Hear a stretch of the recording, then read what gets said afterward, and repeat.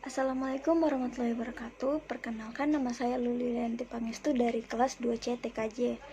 Nah, di sini saya akan menjawab 4 pertanyaan yang diberikan untuk menyelesaikan salah satu mata kuliah rekayasa jaringan komputer dasar.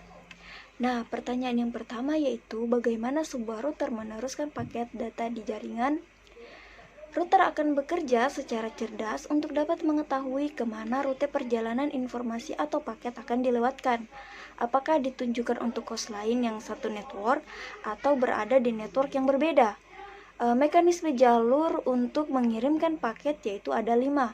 Yang pertama, paket data dibentuk dulu mulai dari header, isi data, kemudian destinasi addressnya, dan source IP pengirimnya.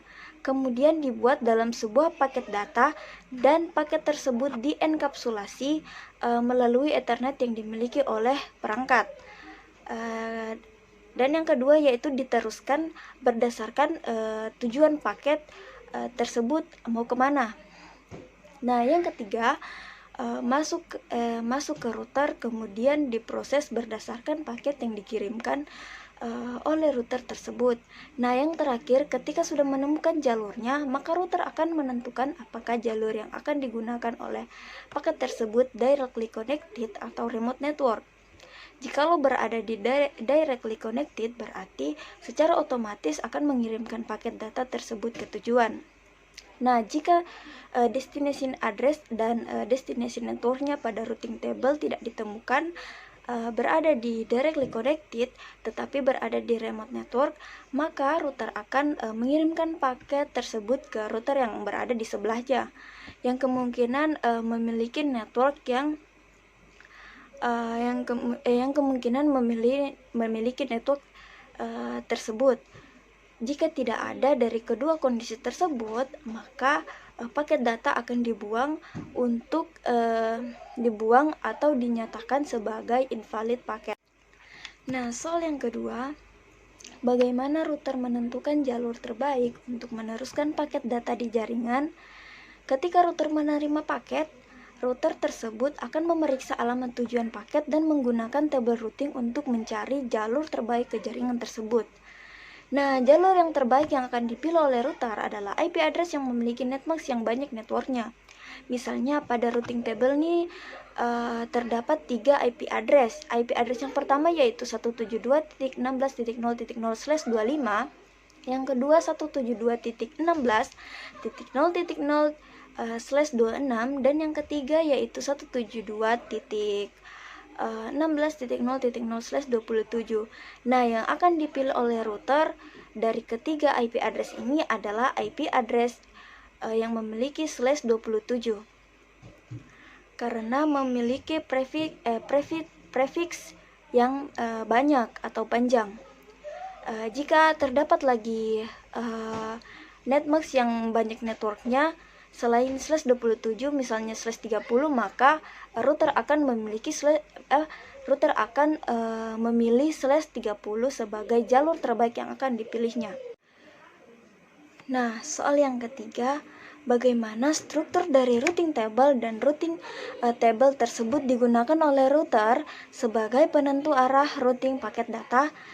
Di sini struktur dari routing table ada 7, yang itu yang pertama route source, yaitu mengidentifikasi IP address. Yang kedua destination network, yaitu mengidentifikasi alamat tujuan. Yang ketiga administrative distance, yaitu tingkat kepercayaan yang digunakan router untuk meneruskan paket datanya. Yang keempat metrik, yaitu nilai yang ditetapkan untuk mencapai jaringan. Yang kelima next hop, yaitu mengidentifikasi alamat IP address dari paket router berikutnya yang akan diteruskan. Yang keenam yaitu route timestamp, waktu yang dibutuhkan untuk meneruskan paket. Dan yang terakhir yaitu exit interface, yaitu mengidentifikasi output interface yang digunakan untuk mencapai tujuan akhir paket yang akan dikirim. Soal yang terakhir yaitu membandingkan antara routing dynamic dan routing static. Dari segi fitur, kompleksitas konfigurasi, routing dinamik itu tidak tergantung ukuran jaringannya. sedangkan routing statik meningkat dengan ukuran jaringannya. Yang kedua, fitur perubahan topologi. Untuk routing dinamik otomatis menyesuaikan topologi yang berubah, sedangkan routing statik administrasi harus menambahkan route ke dalam router secara manual. Nah, dari segi keamanan, untuk routing dinamik keamanannya harus dikonfigurasi terlebih dahulu, sedangkan routing statik keamanannya sudah melekat atau sudah otomatis ada pada routing statik. Dari segi penggunaan dan sumber daya, routing dinamik menggunakan CPU, memori, dan bandwidth, sedangkan routing statik tidak memerlukan sumber daya tambahan. Yang terakhir, dari segi prediksibilitas jalur, routing dinamik itu memiliki rute yang tergantung pada topologi dan protokol routing yang digunakan, sedangkan routing statik mendefinisikan secara eksplisit oleh administrasi. Sekian dan terima kasih. Mohon maaf apabila ada kekurangan dalam jawaban saya. Wassalamualaikum warahmatullahi wabarakatuh.